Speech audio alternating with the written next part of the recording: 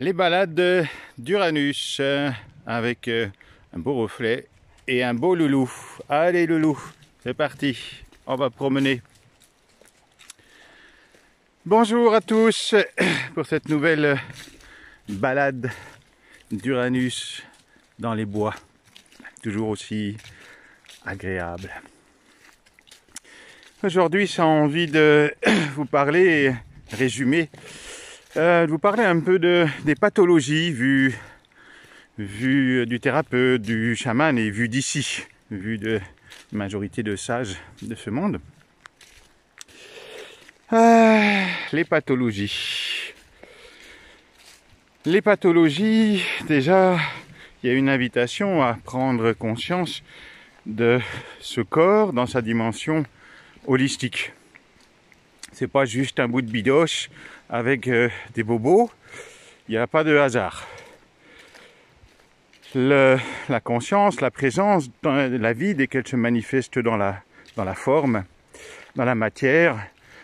La matière, merci Einstein, c'est de l'énergie, et l'énergie, c'est de l'information en mouvement. Alors qu'est-ce qui pourrait bien faire que cette information en mouvement crée des pathologies? Et ce corps, il est extraordinaire, c'est un vrai mouchard, c'est-à-dire que c'est un vrai détecteur de mensonges et vérités, contrairement au mental, qui est à peu près un menteur permanent pour arriver à ses fins, nourrir ses inconscients, ses dualités. Et donc, vu d'ici, la pathologie, c'est un conflit non résolu en attente de solution. Ce qui est intéressant, c'est que c'est en attente de solution. Ce qui sous-entend aussi que je n'ai pas encore trouvé la solution à ce conflit qui est plus ou moins, selon ce qu'on a vécu, plus ou moins inconscient, plus ou moins caché.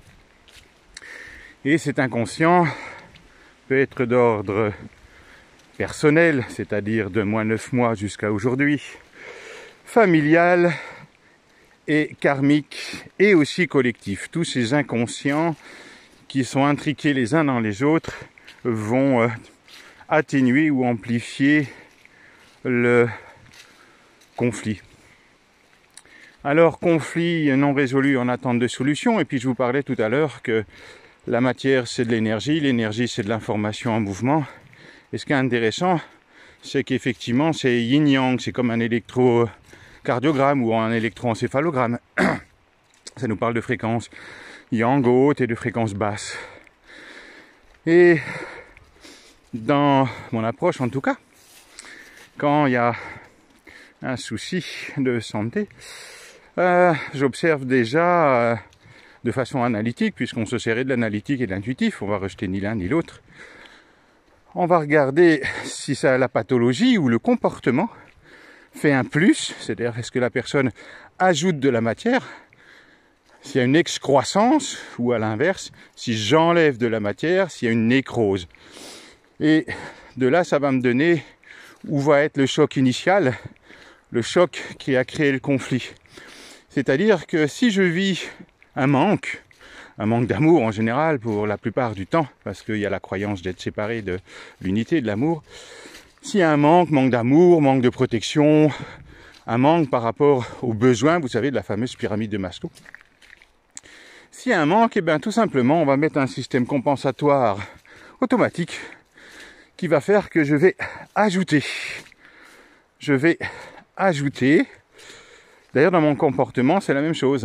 J'ai un manque, eh bien, je vais ajouter, je vais manger plus, je vais trouver des systèmes de compensation en ajoutant, et le corps va me le montrer, va me dire, tiens, là, il y a une pathologie d'ajout, donc on sait que la blessure, le choc initial, il a été vécu à travers un yin, à travers un manque. Ça me donne déjà une information sur comment la personne a vécu son choc initial. À l'inverse, si je vis un plus, c'est-à-dire un excès, et de là souvent une agression, ou en tout cas ressenti comme étant une agression, quelque chose qu'on a pu ressentir comme nous agressant, quelque chose en général de violent, cela dit, l'amour de l'autre étouffant peut aussi parfois être vécu comme violent, vous voyez, comme c'est subtil tout ça. Eh bien, quand on vit un excès, une agression, un plus, eh ben, en termes d'osmose, d'homéostasie, d'équanimité, vu que je n'ai pas pu retrouver l'équilibre. C'est le corps qui va prendre ça en main en quelque sorte. Et lui, il va faire un moins, il va faire des comportements ou des pathologies de moins, donc d'effacement. On va s'effacer. Par exemple, vous prenez l'ostéoporose, qui est une dévalorisation, conflit de dévalorisation. L'ostéoporose, on enlève de l'os, on enlève la structure la plus solide du corps. Eh bien, pourquoi faire cette pathologie d'effacement? Eh bien, parce que dans le choc initial, qui va être une agression, on aura vécu de nombreuses dévalorisations. Donc, ça nous donne déjà de façon analytique une information. Alors, bien sûr, dans la thérapie, dans le chamanisme, l'analytique, c'est 10%, on va dire ça comme ça. Et puis, le senti, ça fait tout le reste. Parce qu'il suffit de sentir, d'observer, et c'est les capacités, les dons que nous avons pu développer, de percevoir, de ressentir les informations en dualité, en dissonance, et puis d'aller les voir. La question sera toujours la même finalement à la personne qui vient nous voir. C'est depuis quand vous avez ça? Parce que depuis quand, ça veut dire que là, il y a eu un choc déclenchant, il y a eu un événement dans la vie, comme un replay en fait, puisqu'on passe notre temps à faire des éternels replays de ce qui n'a pas été vu, pour mémoire, pour rappel. Carl Jung nous disait, tout ce qui ne vient pas à la conscience, à l'unité, revient sous forme de destin. Donc dans la vie ou en pathologie. C'est magique, on ne peut pas y échapper.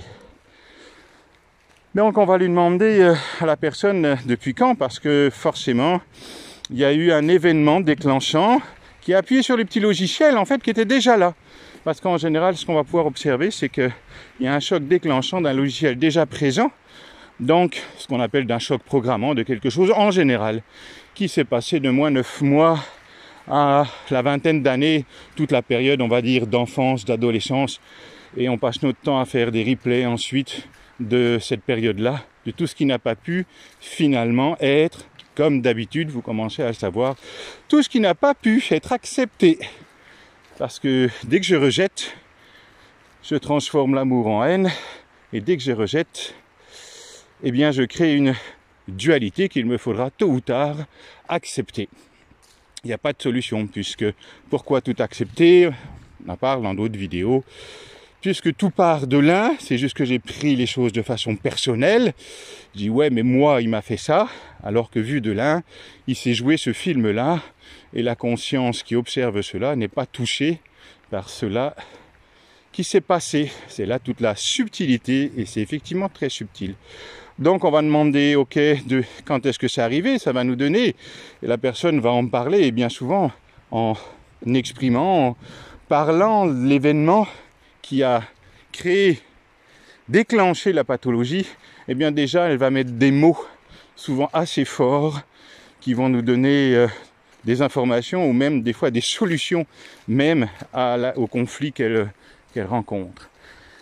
Donc la personne va parler de son événement, parce qu'il y a toujours en fait à bien regarder un événement déclenchant, ce qui va nous permettre ensuite de revenir tout doucement grâce à notre accompagnement à l'événement programmant qui en général s'est joué, je vous le dis, dans l'enfance.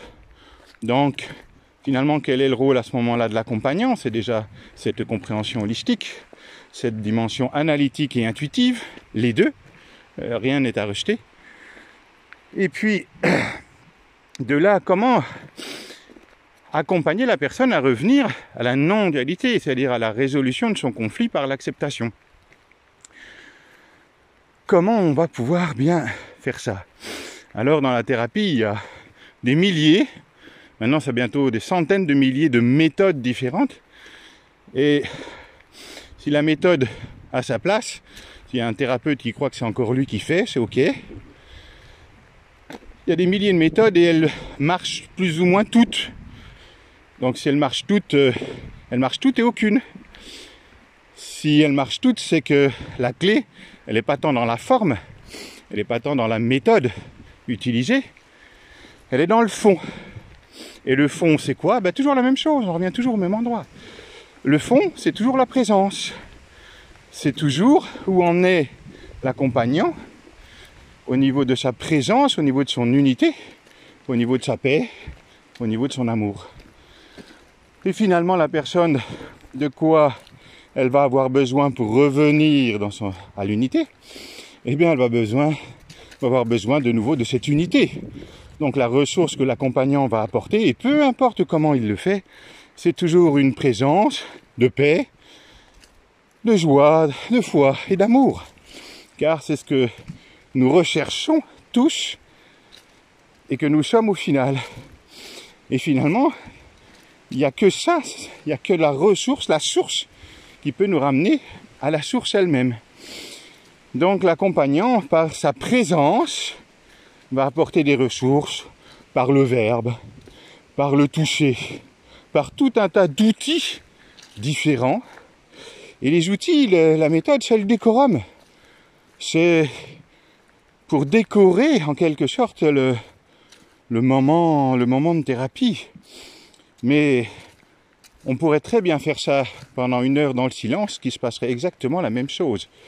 Qui plus est, vu qu'il n'y a qu'un, on peut conscientiser que c'est pas le thérapeute qui fait, c'est la vie qui fait.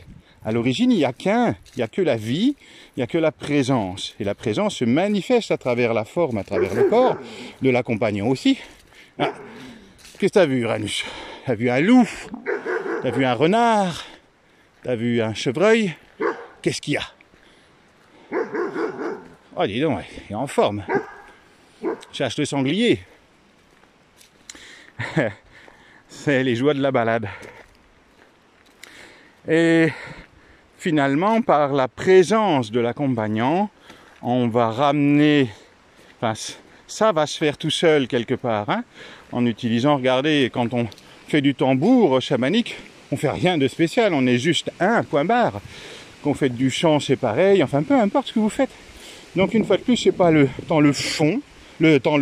forme, pardon, qui est importante, c'est le fond, c'est la présence. Et après, vous pouvez bien utiliser toutes les formes que vous voulez.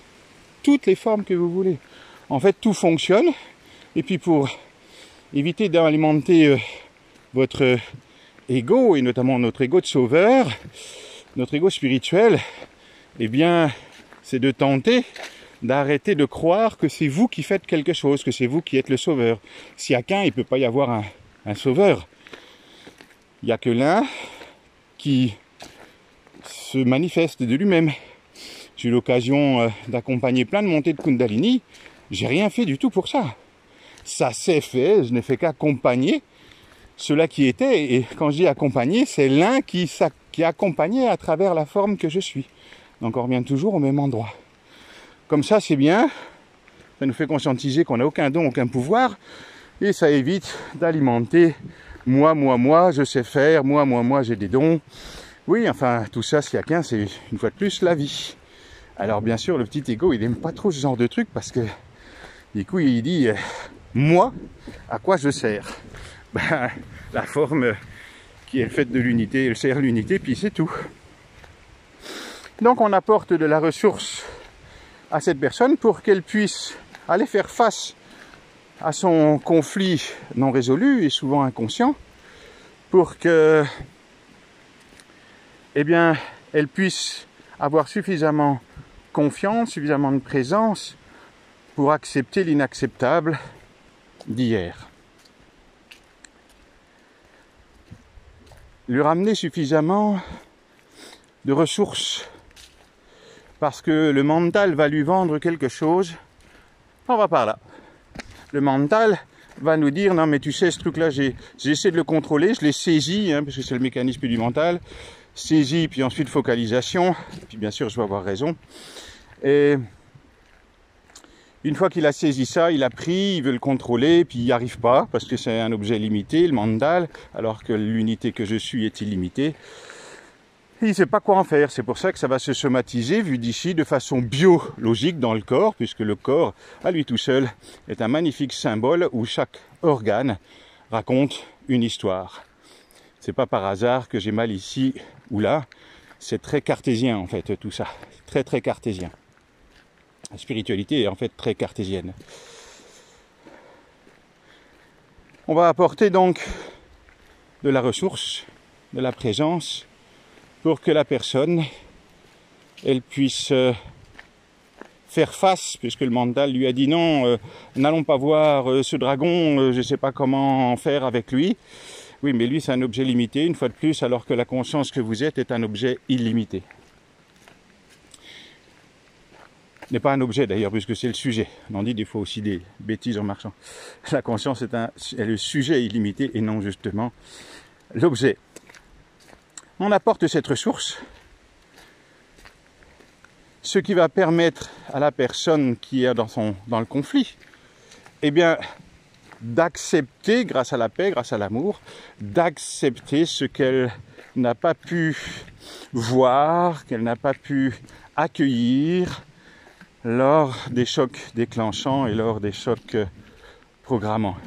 Donc, la clé, c'est toujours la même, que vous le vouliez ou non. Si vous trouvez une autre solution, ça m'intéresse. Ça va être toujours d'aller chercher la ressource pour accepter ce que je n'ai pas pu accepter hier.